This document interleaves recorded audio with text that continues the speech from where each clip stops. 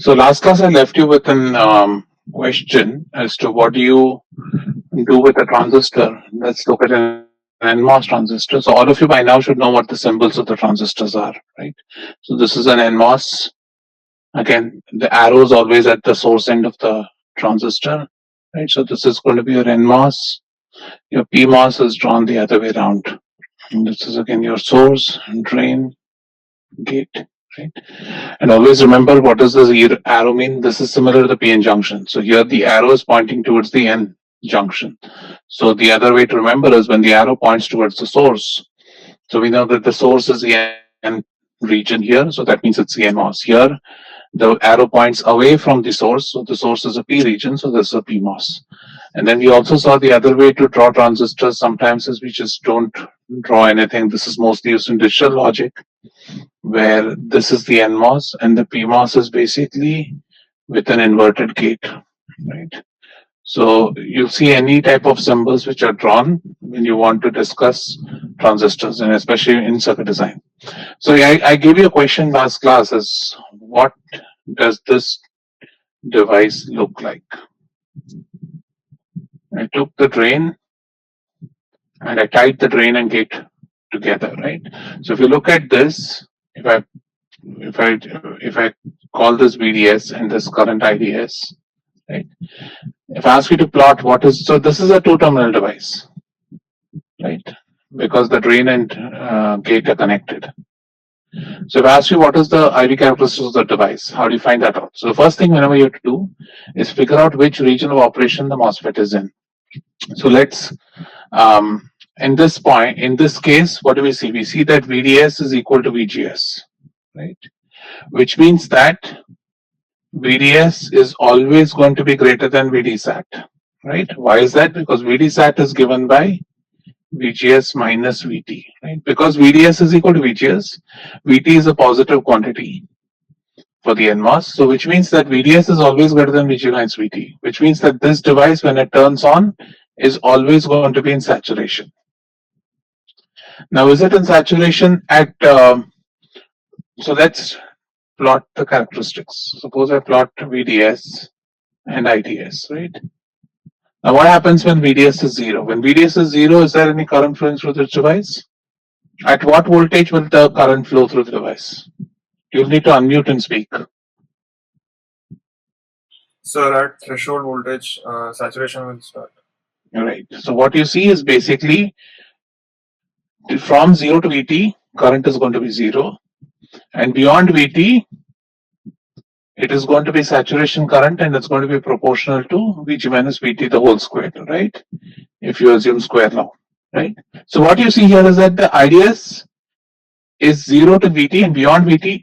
So this is sometimes called as in circuit parlance, is sometimes called as diode-connected MOSFET. And why do we call it a diode-connected MOSFET? Because these IV characteristics resemble that of a diode, right?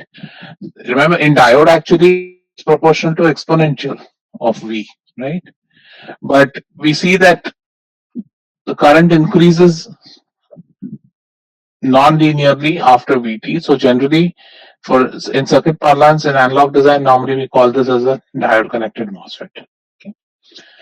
Okay. You look at the applications of all this next semester when you guys take microelectronic circuits. All right. So let's go to the next topic. Now, what happens? So now we're going to look at some non-idealities in the MOSFET. So now let's look at a case where you have an nMOSFET.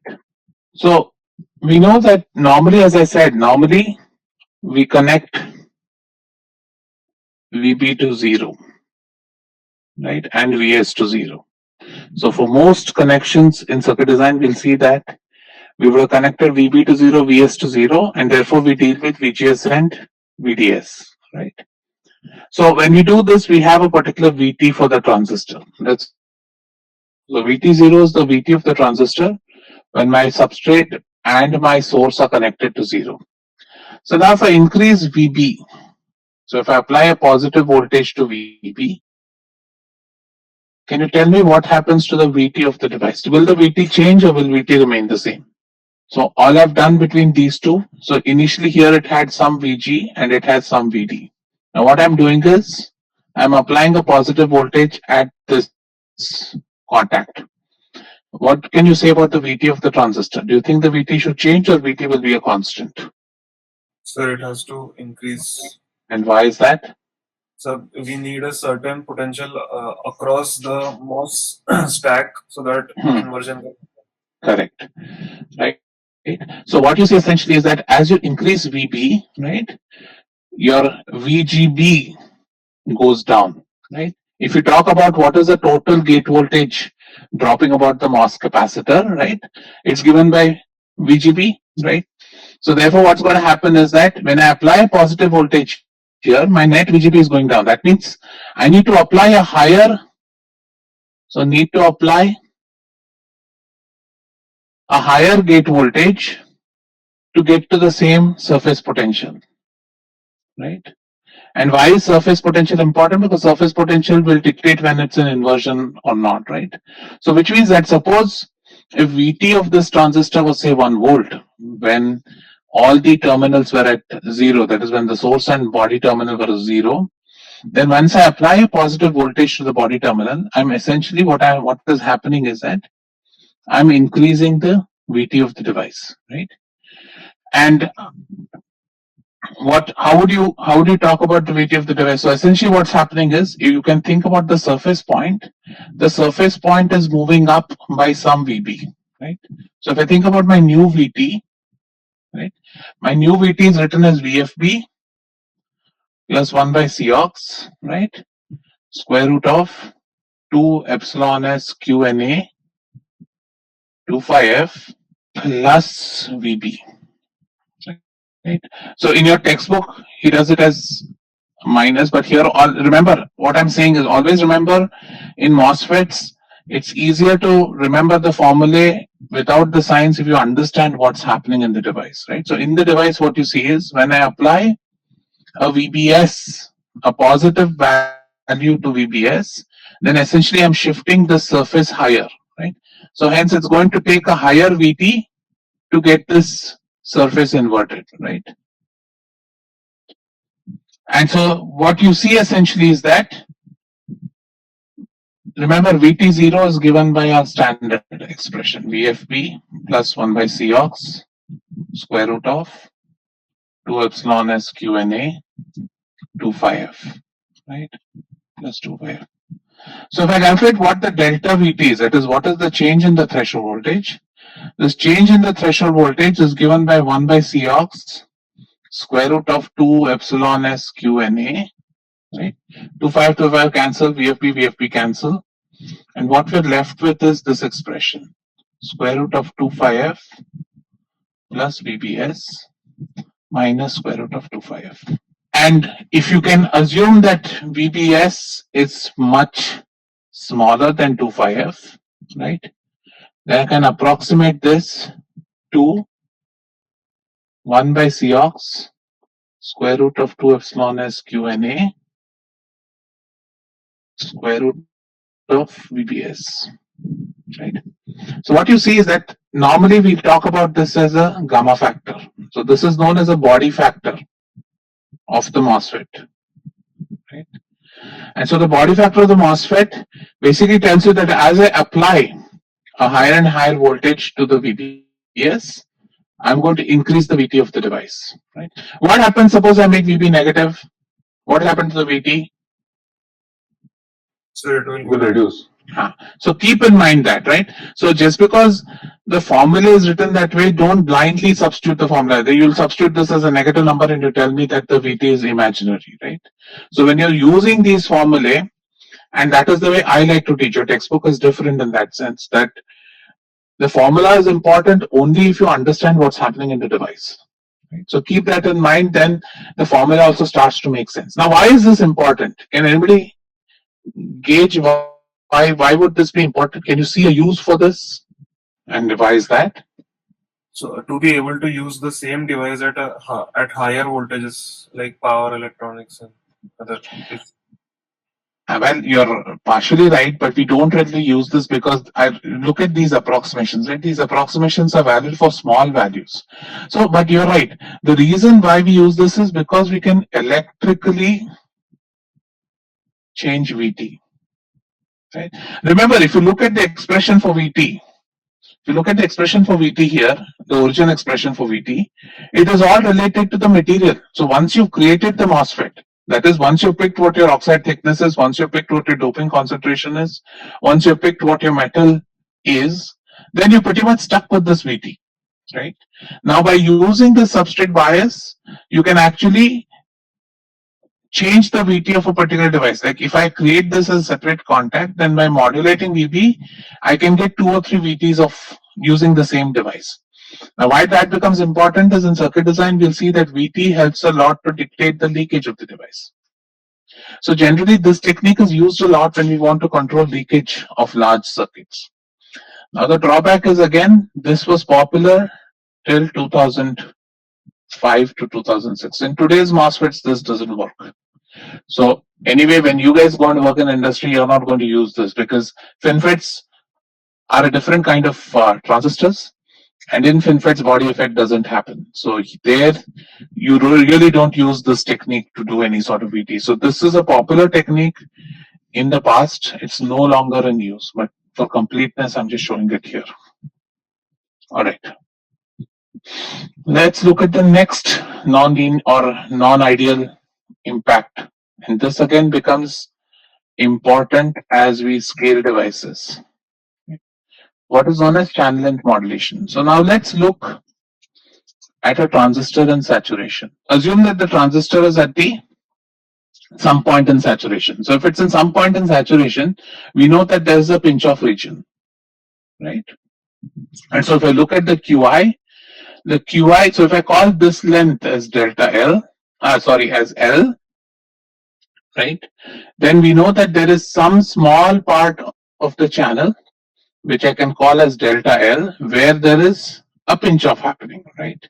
Now, what we did initially when we calculated the current in saturation, we said the current in saturation is given by half mu n effective Cox W by L VGS minus VT the whole squared, right? So when we did this, what did we assume? We said essentially that this delta L is much smaller than L, right? And therefore, I can approximate whenever I say that once the saturation pinch off is reached, right? Whatever electrons arrive at this pinch off point get sucked directly to the drain, right? And so therefore, as long as this delta L is much smaller than L, I can assume that the current is a constant. Now, what happens is as you keep reducing L, right? We'll talk about MOSFET scaling, but as you keep reducing L, what happens then? Then basically your delta L by L becomes increases, right? And so what happens is, so remember, as you increase, as VD increases, what happens to delta L? For a given VG, for a given bias condition, if I increase VD, what happens to delta L? It will increase. It will increase, right? And so what is happening is as delta L increases, the effective channel length of the device keeps going down. So the effective channel length in reality has gone from L, it has gone to L minus delta L, right? Because we are saying that the current is controlled only by this region of the MOSFET, right? And not the total length. Now, when we assume that delta was much smaller than L, I didn't care about this. But what you see here is, in reality, saturation current depends on the length, right? So if your length changes from L to L minus delta L, what happens to ID sat? So what happens is, as VD keeps increasing, your ID sat is no longer a constant. Your ID sat also shows some small increase, right? Again, let's recall what's happening. As in a MOSFET, when it's in saturation, you have this pinch off region, right? And we know that this pinch off region increases as I increase VD more and more. So as my VD keeps increasing, my delta L keeps increasing, which means that my effective channel length of the transistor keeps reducing. And that essentially means that my ID sat actually has to keep increasing. So what happens is, if you look at the IV characteristics of the transistor, again remember, this is going to be its characteristics, right? So we essentially assume that for any given transistor, once it hits VDSAT, we are saying that the ID is a constant at IDSAT. In reality, what happens, however, is that as you keep increasing your VT, your L keeps reducing. So what happens is that your current actually looks like this. Right? So the current has a slope. It's no longer flat in saturation. It has a slope. So here you see that ID sat increases, or ID increases as VDS increases. Right? So previously when we said that this is a current source, that is ID is independent of VDS, it's not true, right? So how did you model this device? So if I find a current source so whenever we talk about an ideal current source is that independent of what is the VDS applied, the current is always going to be a constant ID set, right? However, how does a real current source modeled as? You guys have done this in ES, right? How is the real current source modeled as? So there's a resistance in parallel. Right? So in real current source will look something like this. There is a resistance in parallel. And how do you now calculate this resistance? So from this IV characteristics, how will you calculate the resistance? The slope of this. Correct.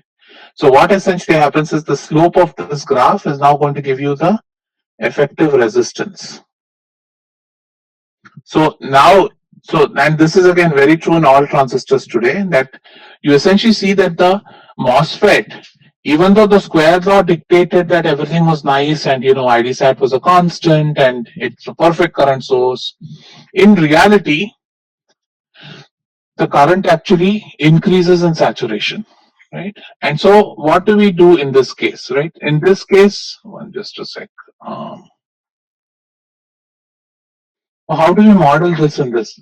So the way it is modeled is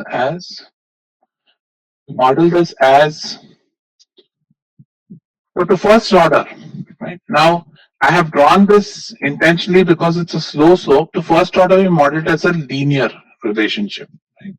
Again, this is not a physical model. This is a model trying to fit the IV characteristics of the MOSFET.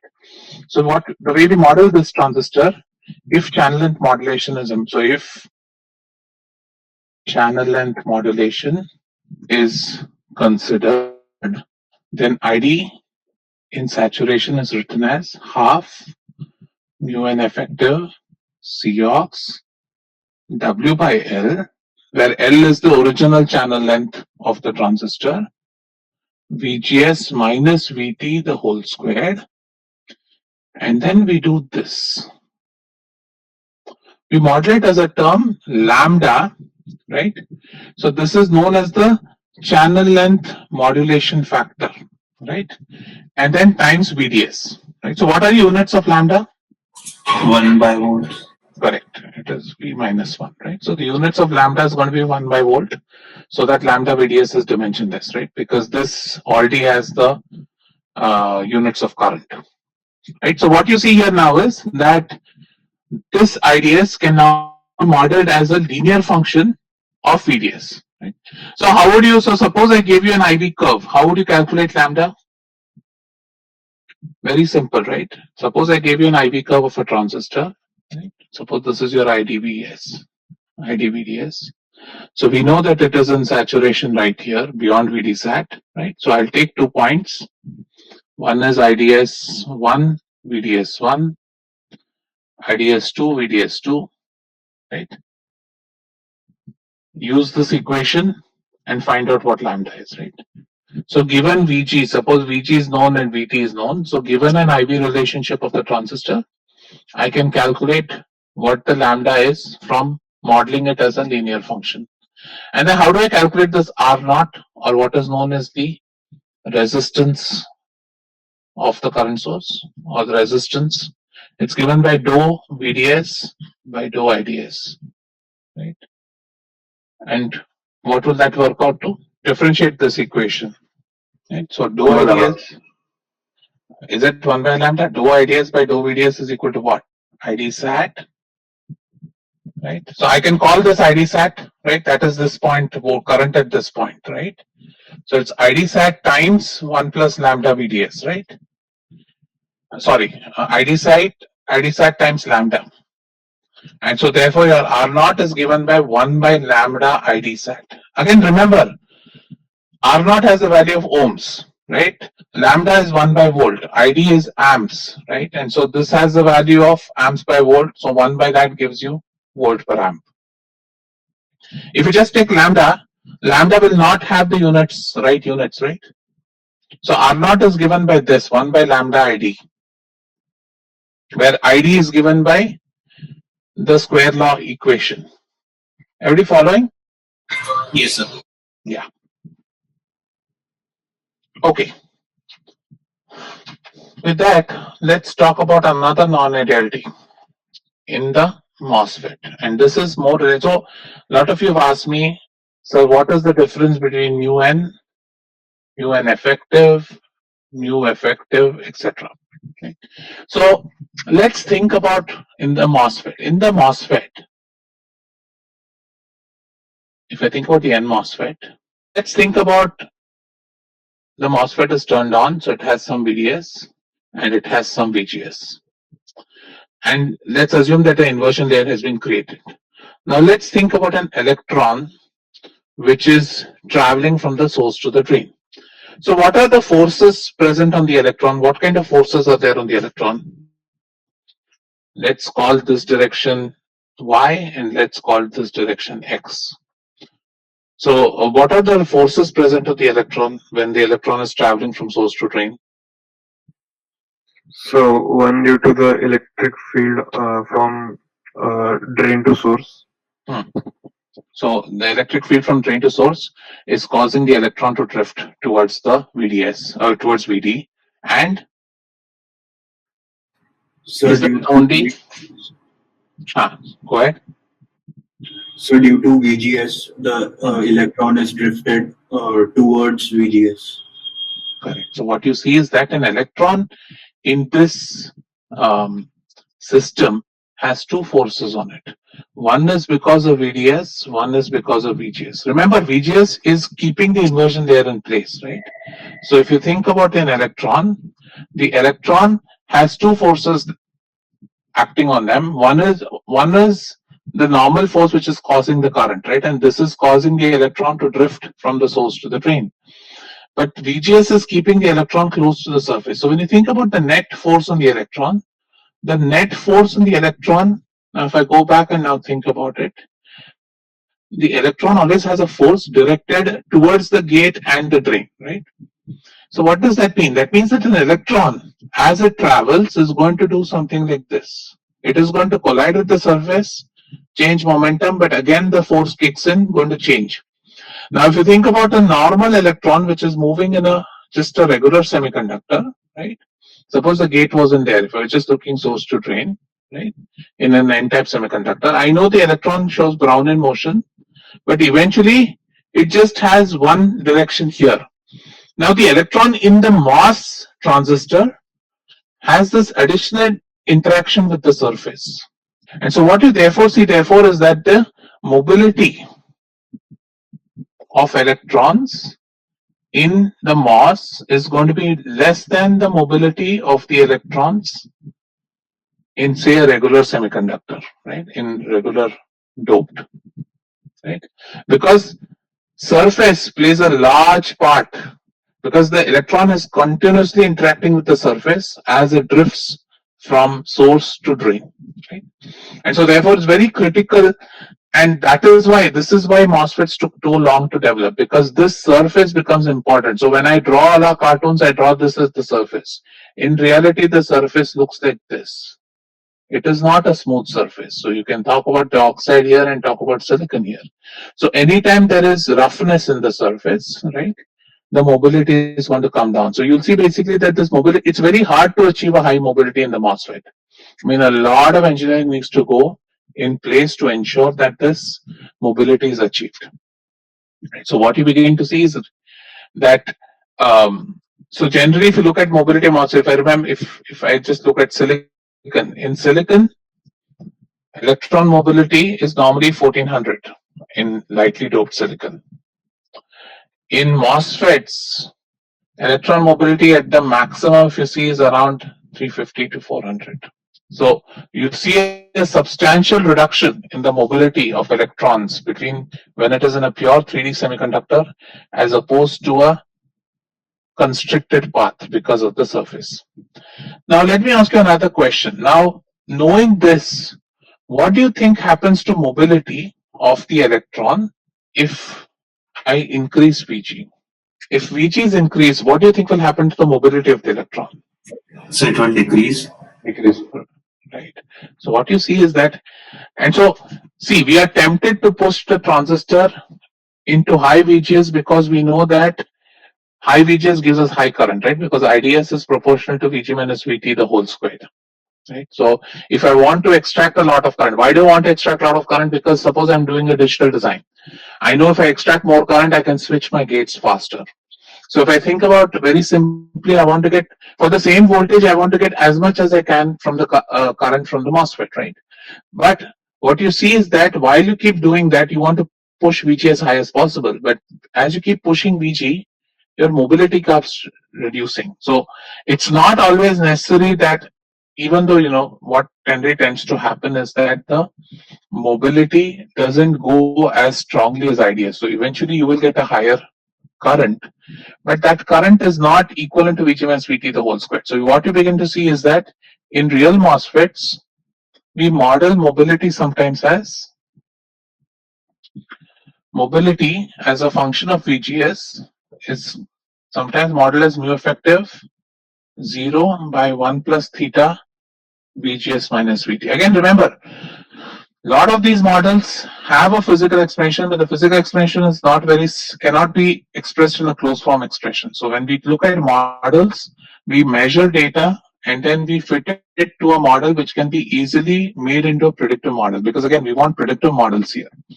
So what you see is as your VGS increases, your mobility actually crashes, and it crashes through this theta term. Right? So if you look at the IDS in real, right, in real MOSFETs, it gets proportional to Vg minus Vt the whole squared by 1 plus theta Vg minus Vt. Right? So what you begin to see now here is that it actually resembles, again, if you start approximating it, it actually resembles at some power law. So this is known as the power law MOSFET. This is known as the power law model of the MOSFET. And in the power law model, we basically treat this as this alpha is between 1 and 2. Right? Depending on how critical this factor is, your alpha, so in the 90s and so, your alpha was around 1.8, right? So which was that it was close enough to 2, but it was not exactly 2, right? So you begin to see that, again, what we have done. So the expectation from all of you in all your circuits classes and all your device classes would be that you should know the square law. But I just want to highlight to you guys that the square law is a very rudimentary and not at all real model of what happens in actual MOSFET if you're going to work on it in your job, right? The actual MOSFET is way more complicated than these simple equations. So you need to keep in mind that this is a big approximation that we do. So whenever you design later, if you're taking projects, if you're taking if you do microelectronics, you'll see that you might come up with some fantastic circuit designs, but all those numbers need to be tempered because all those assume square law characteristics of the MOSFET, which are not true.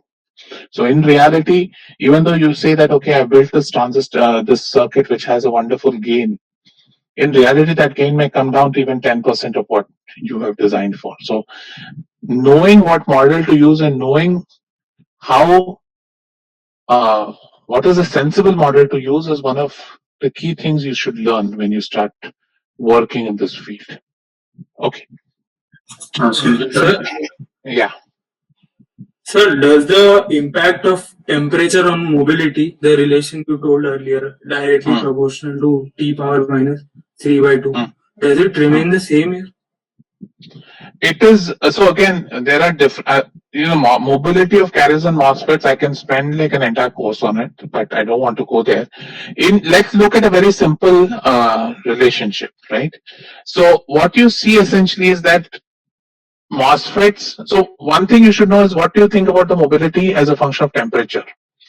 So in the MOSFET, what happens is for most MOSFETs, this is a surface phenomenon, right? So in the surface phenomenon basically deals with the interaction of the electron with the quantum mechanical model of the surface. So generally what we see is that the mobility of the carriers, minority carriers, increases as you reduce the temperature. So we have something known as cold electronics. And that is basically, I also alluded to it earlier. There was one, I think around 10 years ago or somebody, people were actively looking at how do you make things faster? Can we make chips faster by cooling them? Right. So we had active pumps where people had actually gone and looked at flowing a refrigerant fluid in the IC, trying to reduce the temperature of the IC so that we can get our mobility higher. So trying to summarize that, all I'd say is one thing you must realize with temperature generally, as long as it is a surface limited, as long as the mobility is surface limited, the mobility increases with reducing temperature. Right? Now, which part of the MOSFET is its surface roughness limited, which part, there are a lot of different phenomena which will limit this mobility of the MOSFET. So it's hard for me to tell you which one, and all of them have different relationships with temperature. But in this case, which was the only case I've discussed with you where it's a surface dominated mobility, in a surface dominated mobility increases as you reduce the temperature.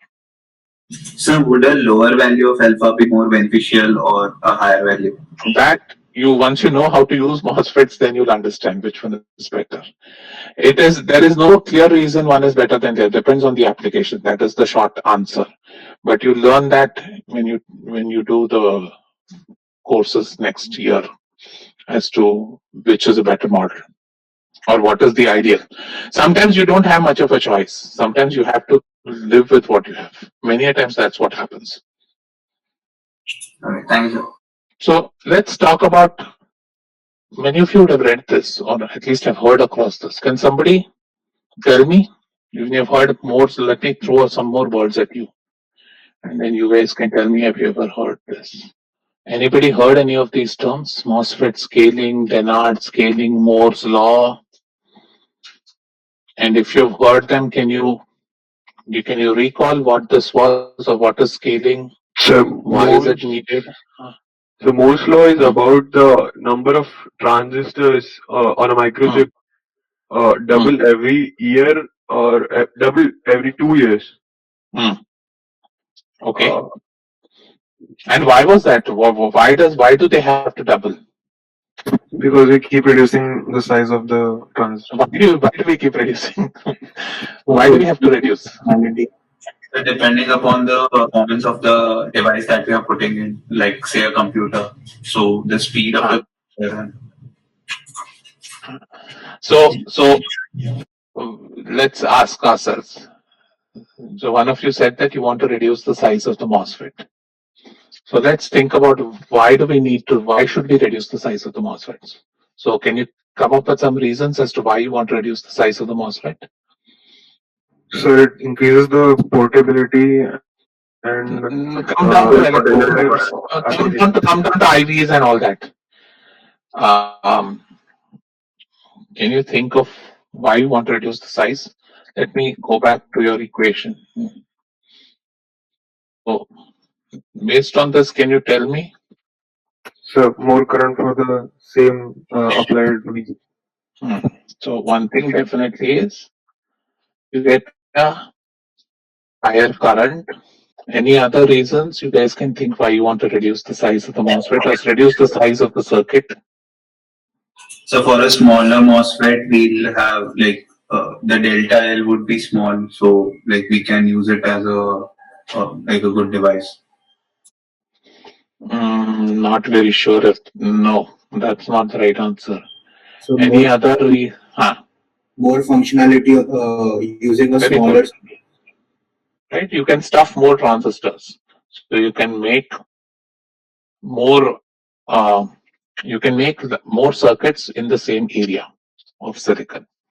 So what would that eventually give you? Now put your profit-making hat on and tell me why would you want all that? The less power consumption. Yeah. So the biggest bang for the buck and more was at Intel. He's a founder of Intel. Intel was not a social service company. Intel was a profit-making engine, right?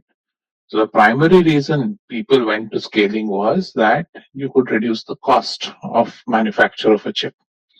And how was the cost reduced? Primarily because you could stuff more transistors into the same unit area of silicon. And the assumption was that the cost of manufacturing does not change a lot per unit area. Whereas when you stuff more functionalities, the cost per operation comes down.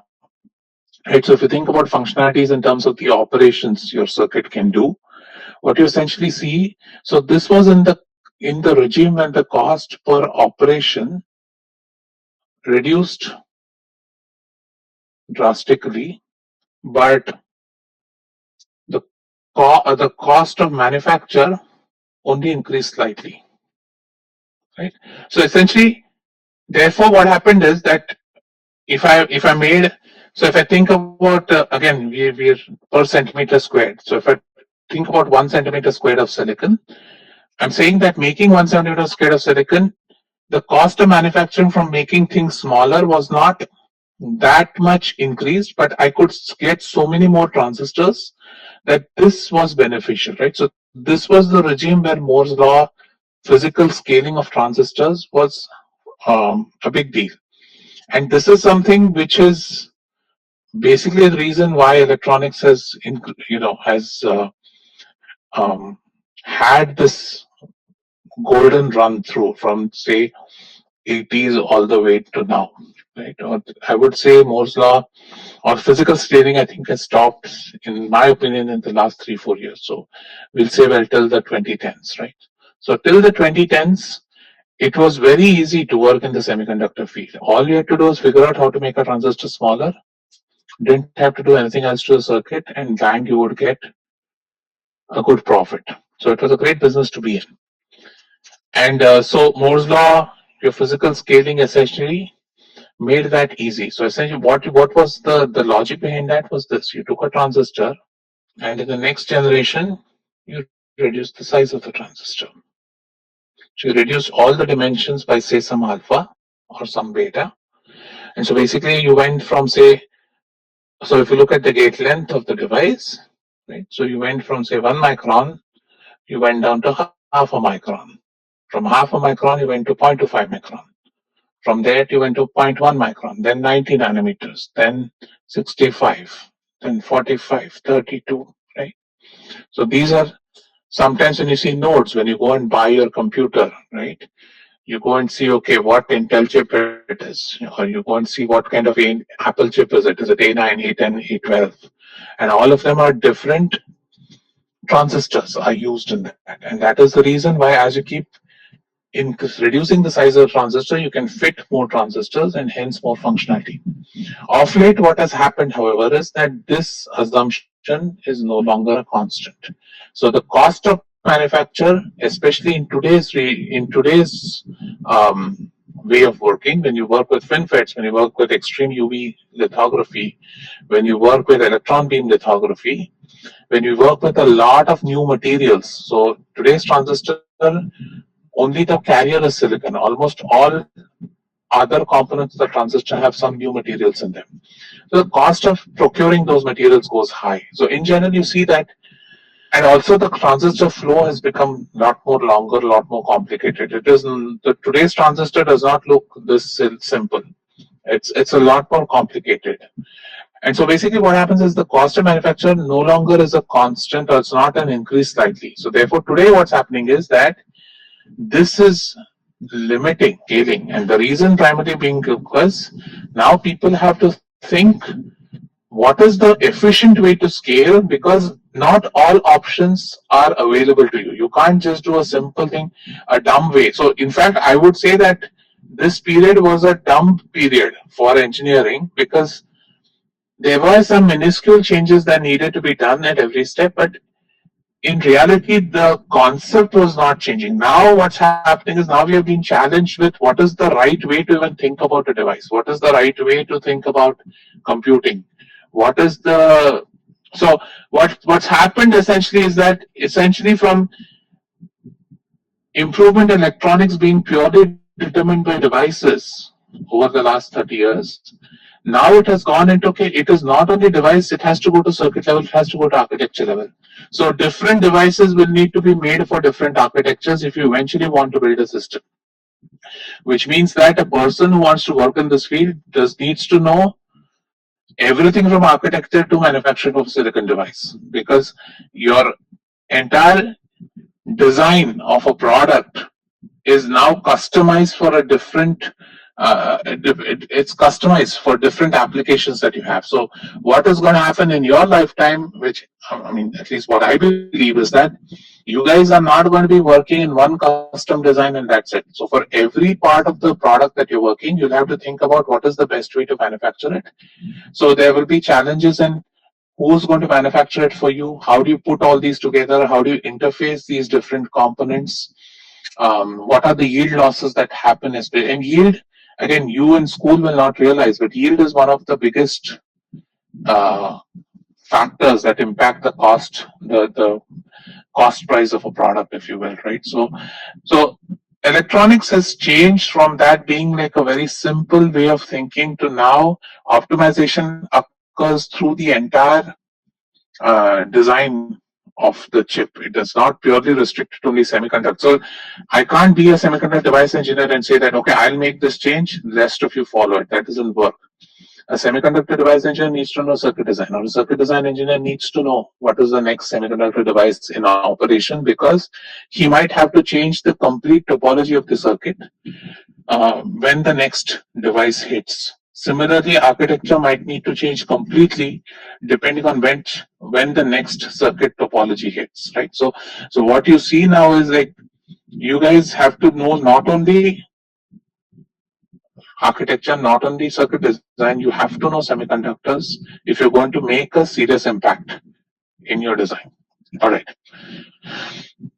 So now, again, for completeness sake, let's talk about what happens when gate length reduces. So suppose I take a MOSFET and reduce the gate length. What do you think will happen to all the electrical parameters within the transistor? What happens to the fields? So if I reduce the gate length, I will also reduce the oxide thickness, because I want the overall dimension of the MOSFET to reduce. So I will reduce it in this direction and I will reduce it in this direction. So what do you think happens to all the electric fields in the MOSFET? So they will increase. Right? Remember, and if nothing in this class, you remember that electric field is a measure of reliability. So anytime your electric fields go up, it should cause alarm for you, because that essentially means that your device can fail earlier. And failing earlier basically means that you've not done a good job with design, right? So now let's talk about one aspect of increasing electric field. So what can you say about this MOS? Now, when we've assumed, okay, so before we go there, I just wanted to show some simulation. So this is, if you take a MOSFET, right? This is a 130 nanometer MOSFET that I've simulated. These are simulation curves of the MOSFET. This is simulated at two instances. One with, so remember, this is source, this is drain, this is the gate. And this, you're looking at the potential contours within the MOSFET, right? So you see that as I So at VG equal to, with VDS equal to 50 millivolts, that is when it's in linear region, you see that, and I've shown the junctions here. So you see roughly that the MOSFET looks symmetrical, even though VDS is 50 millivolts. You see MOSFET looks roughly symmetrical, and you see that most of the surface is dominated by the gate, and the drain doesn't really make an impact.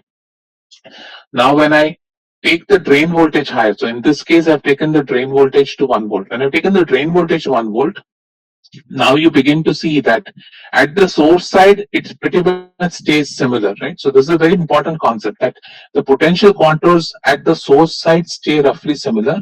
It is at the drain side that you begin to see that a lot of the region of silicon near the drain is now controlled by the drain voltage and not so much by the gate voltage, right? And so this is what I've been telling you, that as you walk from the source towards the drain, you begin to see that the drain controls a lot of what is happening at the drain end of the channel. So now if I look at the field, again, now this is, if I look at electric field at 50 millivolts, remember electric field is a combination of the two fields, the drain field and the gate field, right? Now in this case, when I've just applied it, when I've applied a new voltage at the gate, you see that the field is very high in the oxide. So this small region here is the oxide. So you see that there's a high surface field happening there, and then you have some field in the oxide, but otherwise there isn't a lot of field present anywhere else in the semiconductor. That's because this is purely only in the one-dimensional direction. Now here, let's look at the electron density, right? So again, taken two cases, this is nMOS again, and I'm plotting what the electron density is. So you see here that, again, source and drain, this is at same gate voltage. I've changed the drain voltage from 50 millivolts here to 1 volt here. So you begin to see that in this case, you see that all the electron density is nice and sitting next to the gate, right? Because the drain voltage is so small, you see this nice thick electron density sitting right at the surface, which is what, when we did the cartoons, we expected that. What you see here now when the drain goes up essentially is that you lose the electron density at the surface here, right? So this is the pinch-off region. So in the pinch-off region, because the field is very high, beyond this pinch-off, the electrons diffuse, or rather the electrons drift across that delta L region, pinch-off region, and are collected at the drain. So you see that the electron concentration becomes slightly more diffused at the drain end of the channel as opposed to the source end of the channel, right?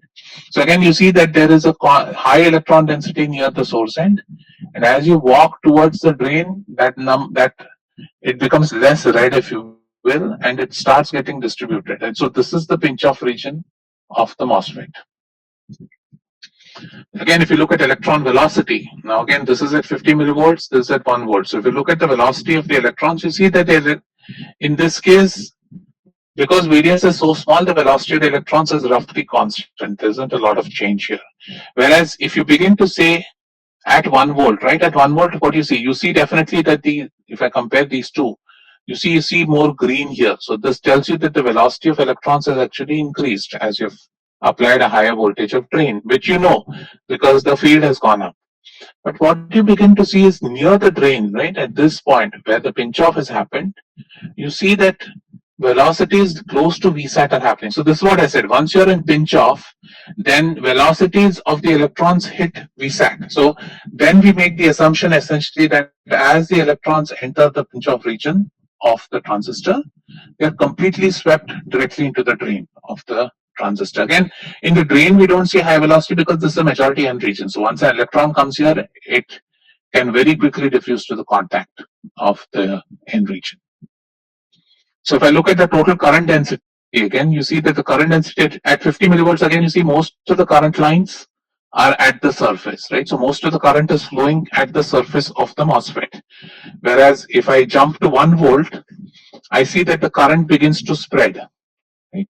And current begins to spread again because of the fact that the drain is there, there's a pinch off here, so current lines actually begin to move down and into, because there's loss of gate control. Remember here there's gate is ensuring current is on top, whereas as you come near the drain end of the channel, the drain is controlling the channel, and so you see gate control is sizably reduced here. So you see the current tends to come down and then enter the drain. And again, this is just comparing what happens with gate reducers, right? So again, all voltages are same. So this is VGS VDS equal to 1 volt. At 130 nanometer, you see it's mostly green and everything is fine. Now, if I just reduce the gate length of the transistor, you begin to see all of a sudden now that the fields have gone up in the transistor. Same if you look at electron density with the same voltages. Again, you see a roughly healthy channel here for 130 and then the pinch off here. Whereas if you look at the electron density in this channel, you see that the drain is impacting it sizably. So if you look at, again, look at this, electron density green is low and then it's high, right? So if I draw a line here, I'll see that the electron density is high at the channel and drops drastically. In this device, what's happening is that the electron density is controlled by the drain. So this is a very bad device because you have a lot of electron density even away from the channel, basically because of this diode that you have connected here. So this transistor will be hard to switch off because I've reduced the gate length of the transistor. Again, electron velocities, as you scale that, you begin to see that a lot more of the electron region has a high velocity. So which means that your pinch off is going to happen earlier, your VSAT is going to hit earlier. So you'll begin to see what happens. So we'll talk about that in the next class. Current density is fine. And so basically what you see, and we'll discuss this in the next class, the short channel effects. Basically you see something known as subthreshold slope, which is the off state characteristics of the transistor. You see that as you reduce the gate length of the transistor, your off state current increases. So that it becomes harder to switch off the transistor. Right? Second thing you also see is, again, if I plot IDSAT versus LG, right, you see that as I reduce my LG, I get to see more and more current. So that is the positive. That's why you want to scale. But also what you see is that the leakage current shoots pretty high. So this is the problem. So as you scale things, you have to keep one eye on the leakage current. As long as the leakage current is something you can live with, then scaling works. Today we're in a regime where this is very high. So it makes scaling is very difficult, just regular physical scaling. And okay, so I'll stop here and we'll continue with short channel effects in the next class. So we'll talk about high field effects, leakage, drain induced barrier lowering, and hot carrier effects. Okay. So with that, I'll stop the class now. Sorry for going late.